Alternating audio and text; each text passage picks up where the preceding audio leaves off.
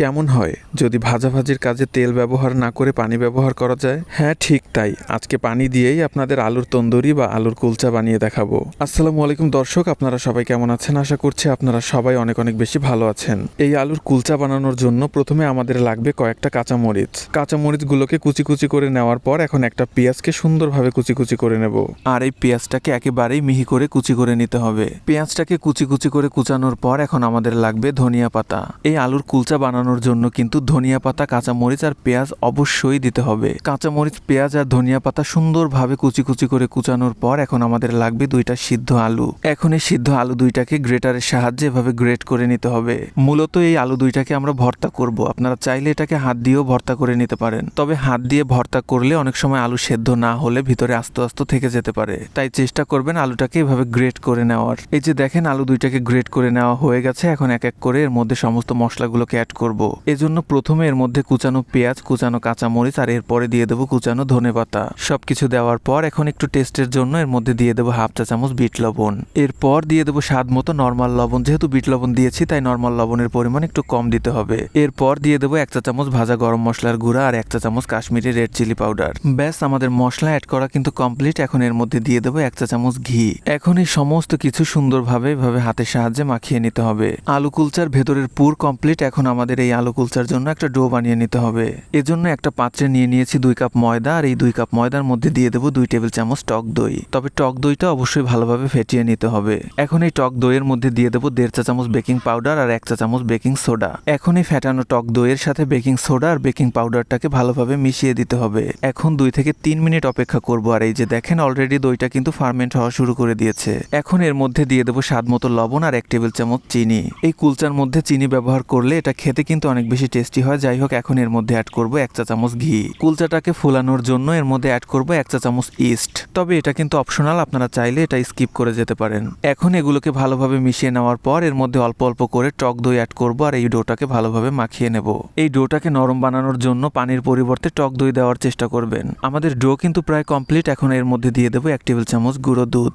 ডোটাকে ভালোভাবে মাখিয়ে নেওয়ার পর এখন এই ডোটাকে আধা ঘন্টার জন্য রেস্টে রেখে দেব।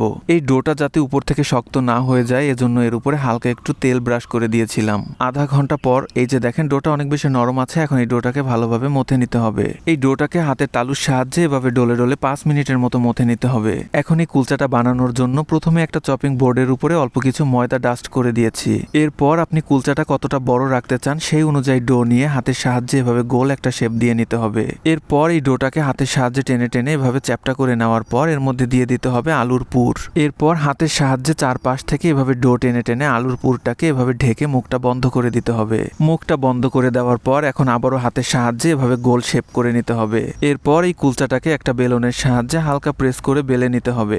সাধারণত আলু কুলচা একটু ওভাল শেপের হয়, যদিও আমি সেই শেপটা দিতে গিয়ে বারবার ব্যর্থ হচ্ছিলাম। যাই হোক, ব্যাপার না। এখন এই কুলচাটার উপরে হালকা একটু পানি লাগিয়ে নেব। পানি লাগিয়ে নেওয়ার পর এর উপরে ছড়িয়ে দেব সাদা তিল। সাদা তিল দেওয়ার পর এখন এর উপরে ছড়িয়ে দেব অল্প কিছু কালো জিরা। কালো জিরা পছন্দ না করলে এখানে আপনারা কালো তিলও ব্যবহার করতে পারেন। সাদা তিল আর কালো জিরা দেওয়ার পর এখন এর উপরে ছড়িয়ে দেব ধনেপাতা আর কাঁচামরিচ কুচি। এখন এই সব কিছু ভালোভাবে আঙুলের সাহায্যে প্রেস করে এভাবে বসিয়ে দিতে হবে।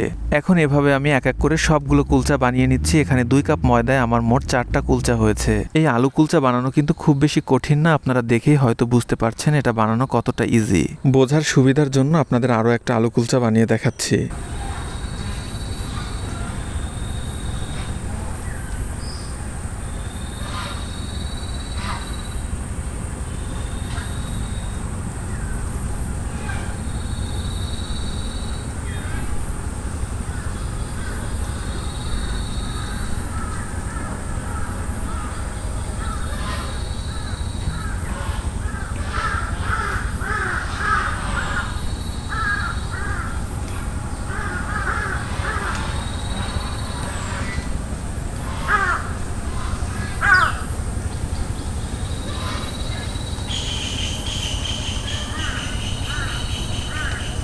এবারে এই আলু কুলচাগুলো ভাজার জন্য চুলার উপরে একটা ফ্রাই প্যান বসিয়ে দিয়েছি। এখন এই ফ্রাই প্যানটাকে একটু প্রিহিট করে নিতে হবে। ফ্রাই প্যান গরম হয়ে গেলে এখন এর মধ্যে দিয়ে দিতে হবে সামান্য পানি। এর আগে কিন্তু অলরেডি আমি একটা কুলচা ভেজে ফেলেছি, আর সে সময় কিন্তু আমার ক্যামেরা অন করতে মনে ছিল না। পানি দেওয়ার পর এখন এই পানির মধ্যে একটা কুলচা দিয়ে এভাবে ঢাকনা দিয়ে ঢেকে রেখে দেব। আর এই ঢাকনার ছিদ্রটাকে কিন্তু অবশ্যই বন্ধ করে দিতে হবে, যাতে এর মধ্যে থেকে কোনো প্রকারের ভাপ বের না হতে পারে। কিছুক্ষণ পর পানিটা শুকিয়ে এলে এর উপরে দিয়ে দেবো অল্প একটু বাটার। এখন এই কুলচাটাকে উল্টে দিয়ে উল্টো পাশেও একটু বাটার দিয়ে দেব। তবে আপনারা চাইলে বাটার না দিয়েও কিন্তু এই কুলচাটাকে পানি দিয়ে ভেজে নিতে পারেন। আপনারা দেখতেই পাচ্ছেন আমি দুই পাশেই ভালোভাবে বাটার লাগিয়ে নিয়েছি। এখন আবারও ঢাকনা দিয়ে ঢেকে রেখে দেব। আলু কুলচায় বাটার ব্যবহার করলে এটার টেস্ট কিন্তু একদম রেস্টুরেন্টের মতোই পাওয়া যায়। আর তাছাড়া ভাজা বাটারের স্মেলটা কিন্তু আমার কাছে বেশ ভালোই লাগে। বাটার দেওয়ার পর ভালোভাবে উল্টে পাল্টে আমি আলু কুলচাটাকে সুন্দরভাবে ভেজে নিয়েছি। একটা আলু কুলচা পারফেক্টলি ভাজা শেষ। এখন আপনাদের আরো একটা ভেজে দেখাচ্ছি। এজন্য ফ্রাই প্যানে আবারও সামান্য পানি দিয়ে এর মধ্যে একটা আলু কুলচা দিয়ে ভালোভাবে ঢেকে রেখে দিয়েছি। আগের আলু কুলচায় আমি বাটার দিয়েছিলাম, তবে এই আলু কুলচায় আমি বাটারের পরিবর্তে দেব ঘি। তাই এখানে আমি 1 চামচ ঘি নিয়ে পুরো আলু কুলচার গায়ে ভালোভাবে লাগিয়ে দিয়েছি। ঠিক একইভাবে আবারও আলু কুলচাটাকে উল্টে দিয়ে উল্টো পাশেও ঘি লাগিয়ে নেব। আপনাদের কাছে বাটার না থাকলে আপনারা চাইলে বাটারের পরিবর্তে ঘি দিয়েও আলু কুলচাটাকে বানিয়ে নিতে পারেন। ঘিয়ের আলু কুলচা খেতেও কিন্তু বেশ ভালোই হয়। দুই পাশে ঘি লাগানোর পর আবারও একটু উল্টে পাল্টে ভালোভাবে ঢেকে আলু কুলচাটাকে ভেজে নেব। এই যে দেখেন আমাদের আলু কুলচা কিন্তু একদমই কমপ্লিট।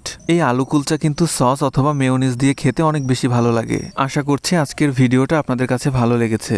ভিডিওটা ভালো লেগে থাকলে একটু কষ্ট করে শেয়ার করে দিয়েন। আর ভিডিওটা শেষ পর্যন্ত দেখার জন্য আপনাদের সবাইকে অনেক বেশি ধন্যবাদ। সবাই ভালো থাকবেন। আল্লাহ হাফেজ।